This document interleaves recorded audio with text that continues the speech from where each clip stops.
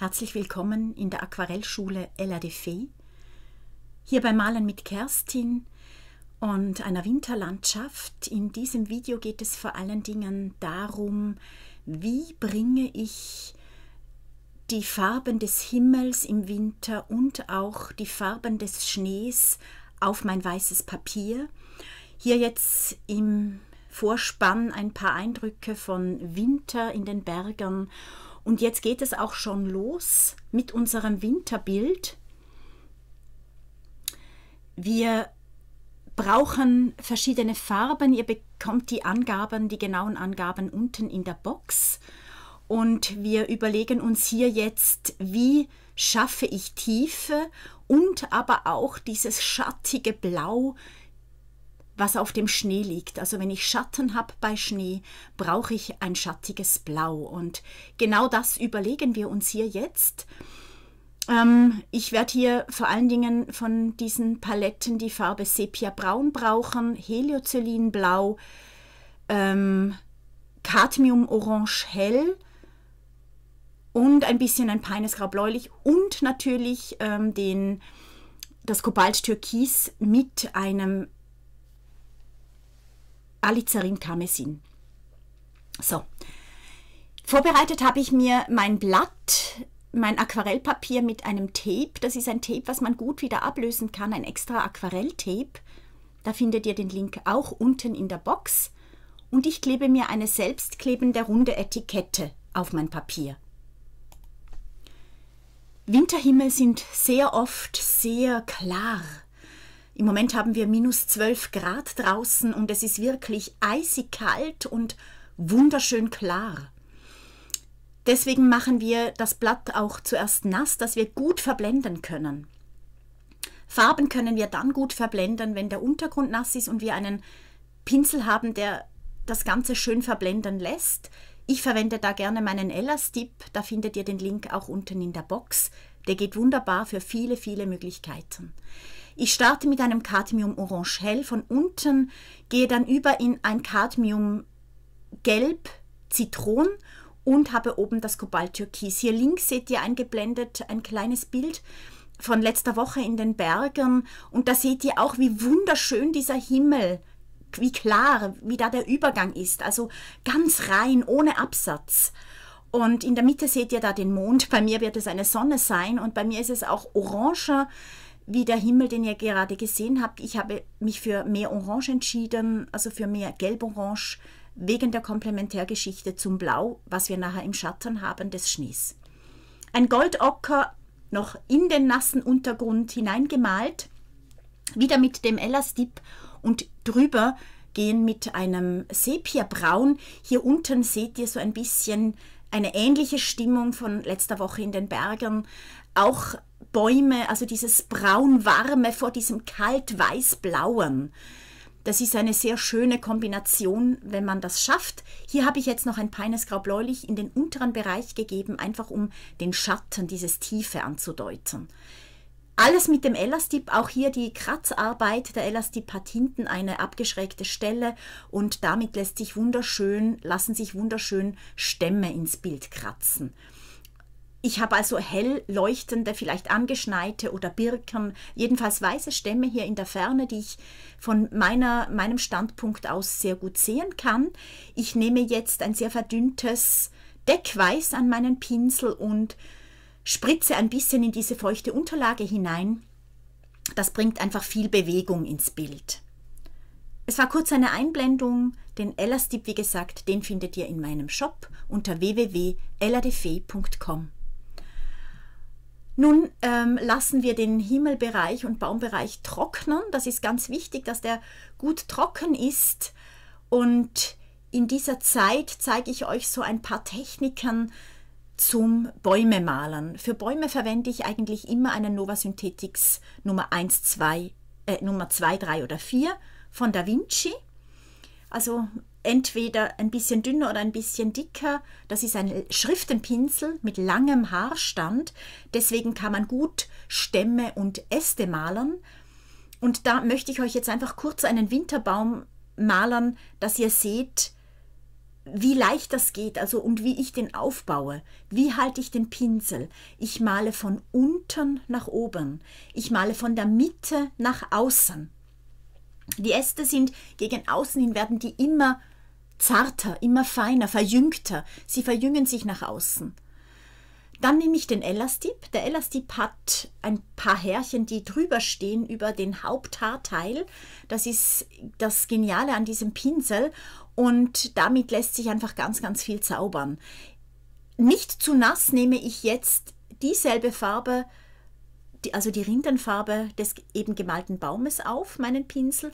Und ihr seht, ich streiche von außen nach innen, ich forme mir meine Krone, ich male diese ganz, ganz zarten, diese ganz, ganz wunderschön feinen Äste, die da im Außenbereich meiner Baumkrone wachsen, stehen, sind. Und das sieht ja auch so schön aus, wenn man Bäume im Winter betrachtet.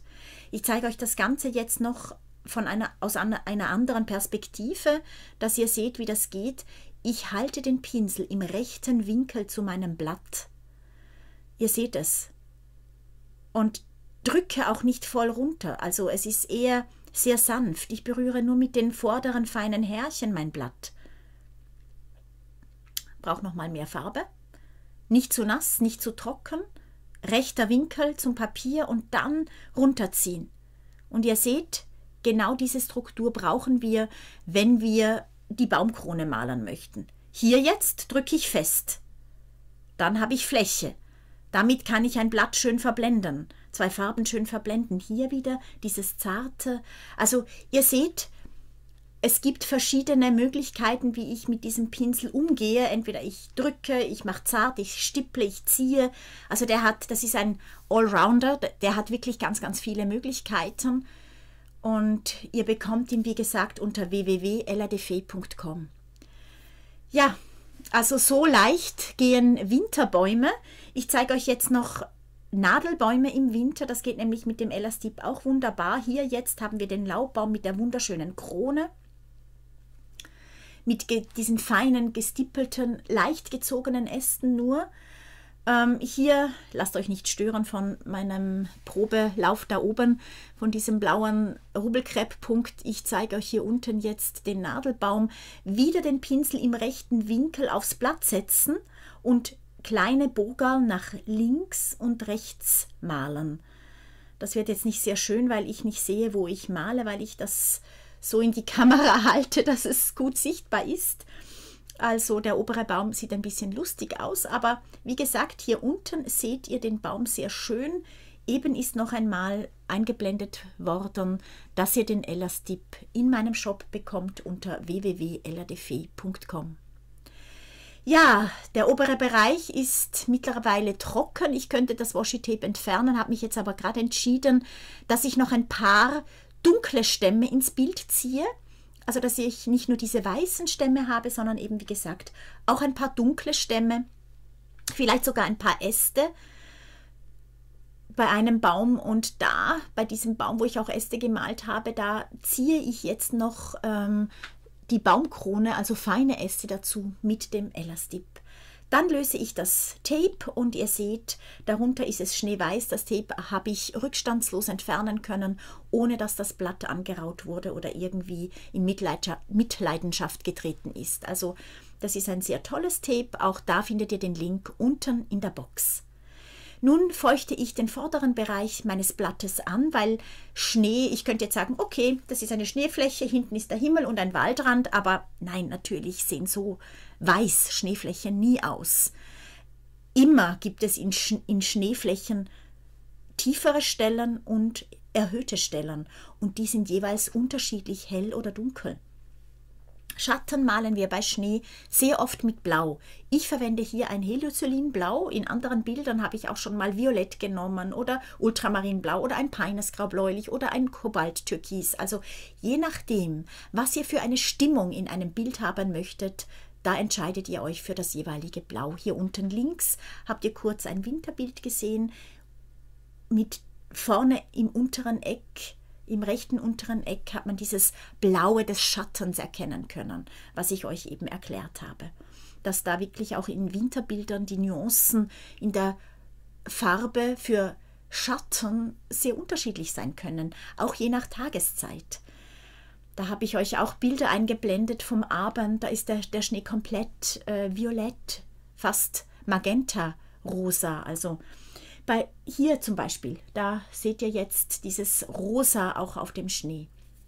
Ein bisschen von diesem Rötlichen, weil wir haben ja auch eine Abendstimmung, malen auch wir. Wir mischen nämlich ein Cadmium Orange Hell mit einem Alizarin Karmesin, sehr zart, also wirklich gar nicht dick auftragen, sondern ganz, ganz dünn kolorieren wir einfach das Weiß, dass es ein bisschen warm scheint.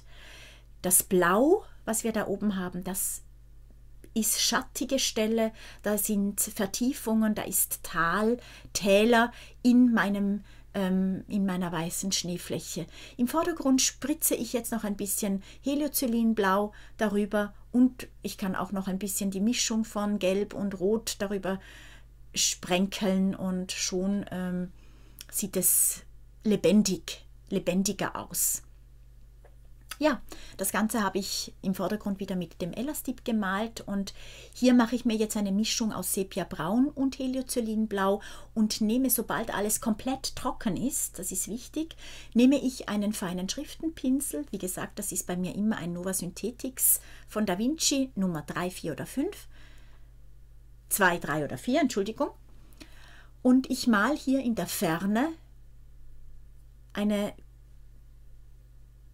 Baumreihe, also das sind wirklich kleine Bäume, das ist wahrscheinlich Wildanflug, hier mehr rechts dann schon größere Bäume und ich komplettiere diese Bäume dann mit dem Elastip und dieser Baumkrone, wie ich vorher euch schon gezeigt habe in der Erklärung der Techniken.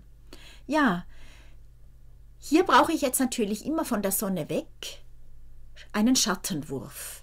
Das kann man wunderschön malen auf diesem weißen Schnee.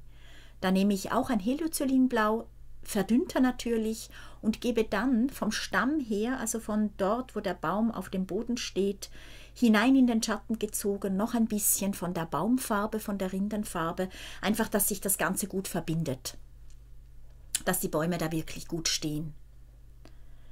Und da kann ich jetzt überall, wo ich da in meiner blauen oder weißen Fläche Bäume möchte, kann ich Bäume hinpflanzen. Also das könnt ihr auch ganz unterschiedlich machen. Das müsst ihr nicht genauso wie bei mir.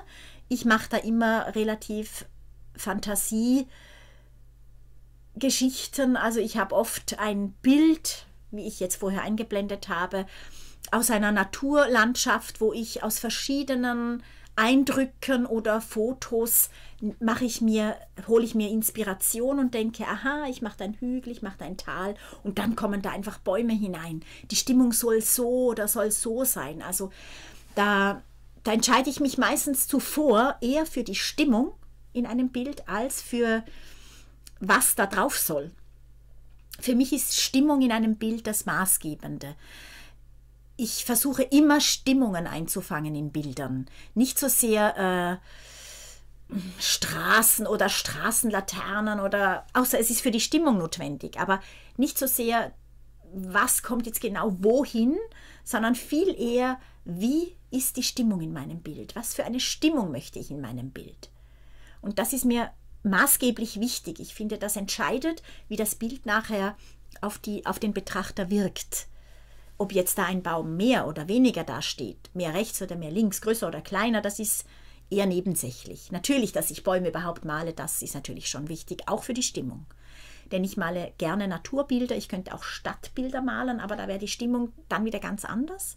Auch wegen den Projekten, Objekten, die da dann Figur finden auf meinen Bildern. Ja, ich sprühe hier wieder Wasser oder sogar Deckweiß in meine Stämme hinein mit dem Pinsel und lasse das Ganze dann wieder trocknen. Ihr habt gesehen, bei allen Bäumen habe ich den Schattenwurf gemacht. Hier vorne habe ich sogar 2 ganz große Bäume hingemalt, die keine Verästelungen haben, sondern die so hoch sind, dass man erst die Stämme sieht, und die sind ja auch am nahesten bei uns. Die stehen da auf diesem vorderen Hügel. Und das ist auch ganz wichtig.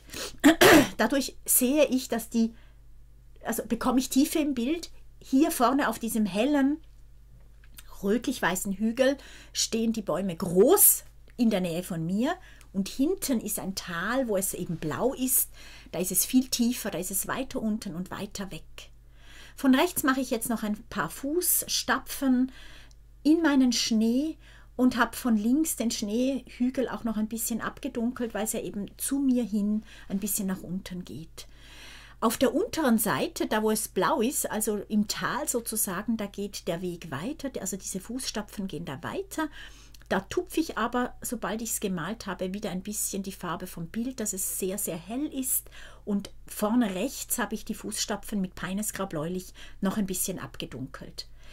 Beim Zurücktreten ist mir jetzt aufgefallen, dass die Stämme hier einen zu hellen Schatten haben. Auch den habe ich jetzt noch ein bisschen dunkler gemacht. Hier jetzt mit einem Casaneo Nummer 12 von Da Vinci.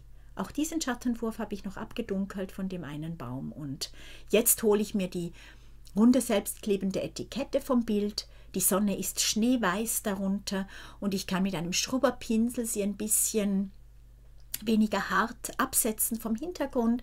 Sie soll ein bisschen sanfter daherkommen und ich kann danach dann auch noch ein paar Äste drüber malen, ein paar Bäume. Jetzt male ich noch einzelne Sonnenstrahlen, weil das hat man ja oft, wenn Sonne durch Äste scheint, gerade in dieser Winterszeit, wo diese feinen Äste die Sonne dann brechen. Ja, da sieht man sehr oft diese Strahlen der Sonne dann durch den Wald leuchten. Und ich male hier jetzt mit einem Cadmium Orange Hell noch ein paar Äste, Stämme und so weiter vor die Sonne, überhaupt den ganzen Bereich male ich so ein bisschen Cadmium Orange noch, einfach, dass er wärmer wird, dass er wärmer daherkommt. Ich verblende es natürlich gegen rechts und links und tupfe mit einem Taschentuch nochmal auf die Sonne, solange die Äste feucht sind, sodass auf der Sonne dann wieder das Ganze aufgehellt wird, also dass es nicht wirklich so dunkle Äste vor der Sonne hat, sondern nur angedeutet. Meinen weißen Schneehügel im Vordergrund, den koloriere ich auch noch ein bisschen mehr mit Cadmium Orange Hell. Einfach, dass er an der Vorderseite, dort wo die Sonne direkt hinkommt, dass er da wirklich schön hell daherkommt. Sehr schön hellgelb leuchtet. Nun, direkt aus der Tube mit einem Deckweiß und einem Blackbird, das ist ein Cosmotop Spin Nummer 1 von Da Vinci, da findet ihr den Link unten auch in der Box. Diesen Pinsel nenne ich Blackbird und der ist wirklich ganz toll, der ist ganz zart, den verwende ich eben auch für die Vögel, deswegen der Name. Und das ist der Pinsel, mit dem ich jetzt auch weiß an meine Stämme male, und zwar immer auf der Sonne zugewendeten Seite. Die Sonne, die leuchtet hier wirklich sehr intensiv, golden jetzt am Abend, ganz schräg kommt sie daher und wichtig ist, dass ihr mehr Licht im Bild habt, dass ihr die Stämme an der Sonne zugewendeten Seite aufhält mit Weiß, sodass ihr wirklich dieses Licht einfangen könnt, dass man sieht, aha, die Sonne, die leuchtet wirklich schön hell. Ja, nun sind wir fertig mit unserem Bild. Ich hoffe, es hat euch gefallen. Ich freue mich natürlich über ein Abonnement. Ihr bekommt dann auch immer die Information, wann ich wieder ein Video einstelle. Das ist 1 bis 2 Mal die Woche. Ich wünsche euch eine ganz, ganz gute Zeit. Bis bald. Tschüss.